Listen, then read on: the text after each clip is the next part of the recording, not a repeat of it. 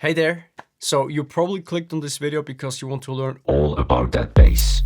Well, then you're at the right place here. In this video I will cover the difference between the sub bass and the bass and how you can create these sounds with a synthesizer. I will show you different patterns of bass sounds and how they influence the feeling of a song. And in the end we will cover the mixdown process that helps you to mix the bass and the sub bass together and also around the kick drum. So let's dive right into it. So first of all, we can actually split the bass into two different regions. The sub bass, which is everything between around 20 Hz to around 60 Hz, and the bass, which is everything between around 60 Hz to around 250 Hz. And these regions are where the fundamental frequencies are playing of these instruments. So sometimes you can actually also hear higher frequencies, which are above 250 Hz, and this would be the harmonic overtones of these instruments. But these are generally the sections where these instruments are played in. Now in electronic music production, you actually often have two different synthesizers which are responsible for one of these sections. So you have a sub bass and the bass separately. And the reason for that is because you have much more control over these frequencies and also over the volume and dynamics of these parts. Now for my sub bass, I actually quite often just use Operator. So when you load up Operator in Ableton, in the default patch, it already has just one oscillator activated with a sine wave playing. Let's just quickly draw in a MIDI clip, and I'm gonna select a note around this region here, so between C0 and C1.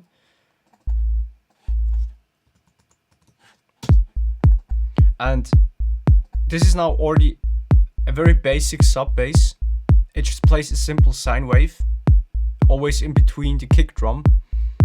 And if we look at the sub bass on this frequency spectrum right here, we can see that it's pretty much only just one frequency playing at around 50 Hz. And what I also like to do sometimes is I like to add a second oscillator.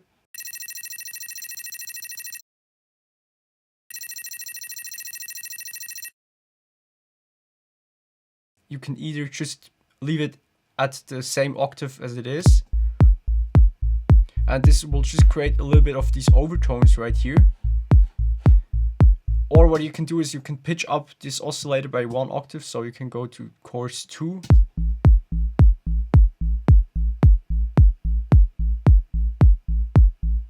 And this sounds now a bit higher and has a bit more attack, because you can actually also set the envelope of this oscillator right here, and you can also make this second oscillator a bit more sharp, a bit more attacky.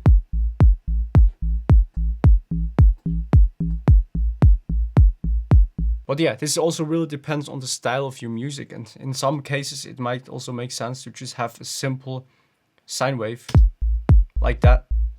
Now at the beginning of this video I told you that the sub bass covers everything between 20 Hz and 60 Hz, and this is true, but there are actually some frequencies which work better than others. So if we are now just simply pitching up this A0 to a D, for example, it already sits now at 70 Hz, so this would be already considered outside of the sub bass region. So if I wanted to have a D, I would have to pitch it down by one octave, and now it is at 35 Hz around there, and this is now really low, so the note doesn't sound as loud anymore because it's just harder to hear these notes. And that's actually the reason why a lot of electronic music songs are all in the same key, because there's some keys that just works better. So everything between A and F, so all of these keys right here, they are considered as like the best keys to write electronic music in, because they just hit the hardest and you can make the fattest bass sounds around these regions right there. So as you can see with the sub bass, it's quite straightforward. It just has to work, it has to be at the right frequency range, and also the sound design is quite limited. Now when you go forward into the bass, you have a lot more options, because yeah, you can do more sound design with the bass. So I'm going to use the analog now for the bass, and I'm just going to copy the same pattern from the sub bass onto the bass, and I'm going to use the default setting of analog, and this will sound like that. And if we now looked at this on the frequency spectrum, we can see that it also plays the fundamental note at around 50 Hz. And if you would play them together now, the sub bass and this bass, that would be bad, because now you have like kind of a build-up at this region right here. So you have kind of two options. Either you just cut it away with a low cut, or you go into here and you just move it up by 1 octave. So you move it to a A1, and let's close the filter a little bit.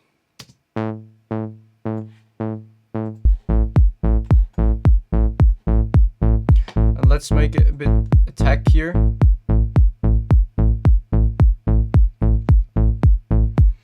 Now, if you do it with a low cut, instead of moving the notes up by 1 octave, you have to be careful that there's no phase cancellation happening with the sub bass. A third option is that you just don't play them at the same time.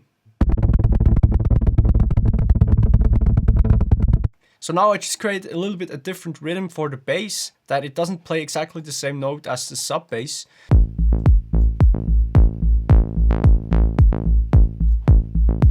Let's add some vibrato.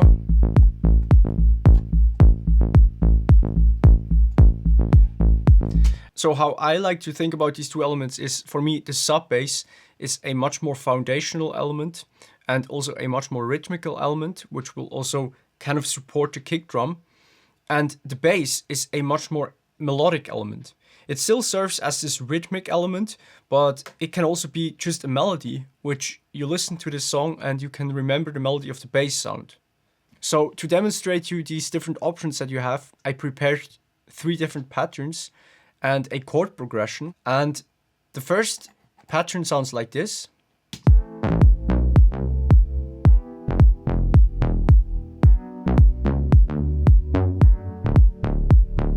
So this is now exactly what I meant with a melodic element. I think this bass is really playing a melody on its own, and it gets supported by the sub bass, which plays exactly the same notes.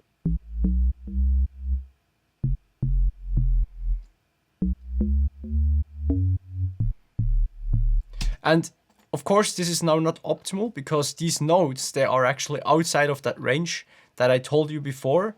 So they are not playing only the A and the G and the F, but yeah, it's also a stylistic choice to do that. And if you actually want to compose a bass line, the best method for that is if you always just start with the root note of every chord which is playing, and then you can add either a major or minor third and the fifth of that. So really just the notes of the chord which is playing, and try to find some kind of pattern with these 3 notes. And once you found something that you're satisfied with, you can also like break out of that pattern and even start moving some transitional notes between these notes. So on this pattern, you have the root note here, here, here, and here. And then it just kind of makes this pattern around these root notes. But for the bass, it's kind of important that it always comes back to the root note again of the chord which is playing. Otherwise, it just distracts too much from the actual chord progression. Now, the second pattern that I prepared has already a much different vibe, so let's just listen to that.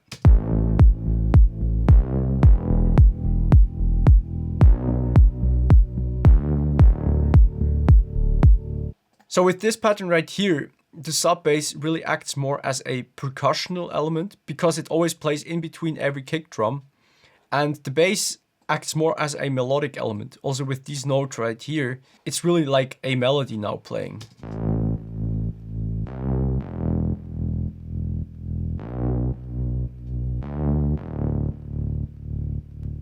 And the third pattern that I prepared plays some kind of retro bass sound. So here I did exactly the opposite. I have a sub bass which is more simple and a bass which is quite fast. And let me just show you that, how that sounds like.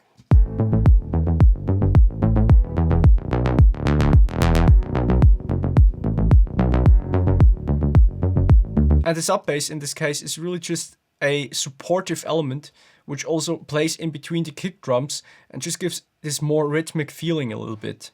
So without the sub bass, it would sound like that.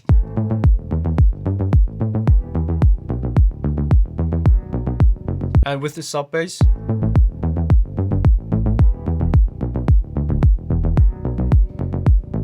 now mixing both of these bass sounds together and also mixing them with the kick drum is probably one of the most challenging parts in electronic music production. But if you get it right, you are already on a very good way to a great mixed song. Now the cool thing now, if you have both of these elements on a separate track, is that you can now mix them individually. So on the sub bass, I'm gonna do different tweakings now than on the bass. So in an ideal world, the sub bass and the kick drum, they never play at the same time. So this way you don't have any problems with the region at around 40 Hertz and that it interferes with each other. But if they play at the same time, what you can use is ducking. So you can either use sidechain compression, or what I like to use is just the LFO tool. So here I can draw in like a volume automation basically. And every time that the kick plays, the volume gets now ducked a little bit. So this is without the LFO tool. And if we just look at this analyzer, on here you can see the waveform of the master, so all the channels that play. And if we just deactivate the LFO tool and play the sub bass and the kick together,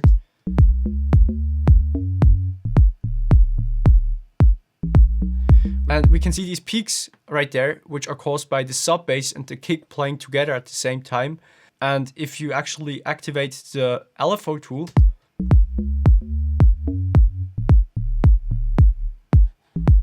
you just have this straight line and nothing goes really above the kick drum. So this is just much better separated now. Separately, I also added a little bit of compression to the sub bass by itself.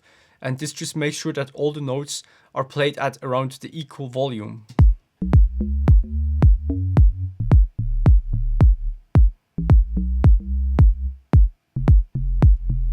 In electronic music production, most of the time it makes sense that everything below 100 Hertz is in mono. So I'm just gonna make sure that my sub bass is also in mono. Most of the time it already is, but if you are not sure, you can use the utility plugin and just switch that to mono. And in the end, I'm just gonna use a equalizer again to check my signal for any problems. And I can see that up here I have a little bit of a wave, which I don't want. So I'm just gonna cut that out.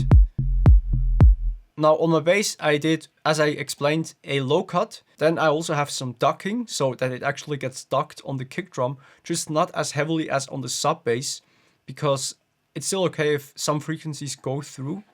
After that, I have this audio effect rack, and this basically splits the signal of the bass into 3 different frequency bands. You have the low, the mid, and the high, and I use the multiband dynamics for that. And on the mid, I added a little bit of chorus and also some imaging. So this is the Ozone Imager, and this just makes this frequency band, which is going from 120 Hertz to 250 Hertz, a little bit wider. This is how it sounds without this audio effect rack. And this is with it. And also together with the reverb, which is directly here on the send, which goes onto this reverb right here.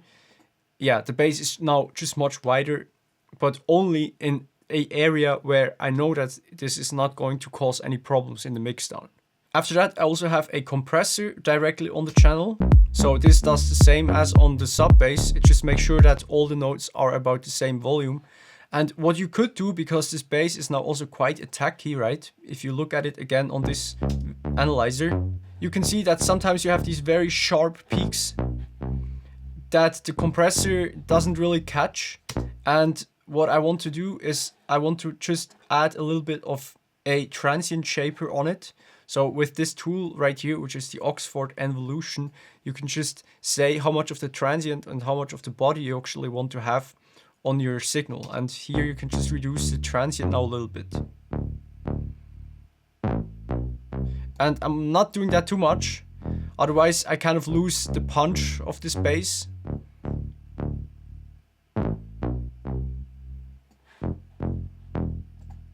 And one thing that you can also do is you can add saturation to a bass, because especially in the higher regions, if you have not really a defined sound bass, if it sounds too muddy or if it just doesn't really cut through in the mix, you can just saturate a little bit these higher frequencies. So for that, I'm using FabFilter Saturn, and I'm gonna create 2 bands, and the lower band, I'm gonna turn that one off and only use the higher band.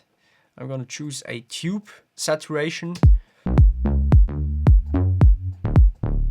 On On this bass, it doesn't really do that much because it already sounds very gnarly, like the synthesizer by itself. But generally, I really like to use also saturation on my bass lines a lot.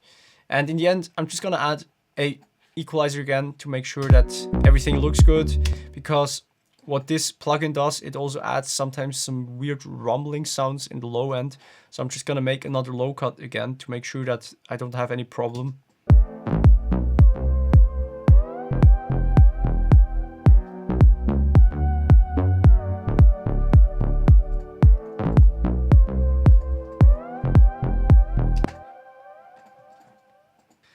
Alright, so this was all about that bass that I wanted to tell you today on this video. And I hope that you liked it. I hope that you learned something. I also offer private lessons where I teach music online to you directly via Zoom. And if you're interested, just sign up with the link in the description. And if you're there already, also click the subscribe button so you're not gonna miss any future videos like this one. Alright, so now I just wish you a very wonderful day, happy producing, and I see you in the next one. Thanks for watching.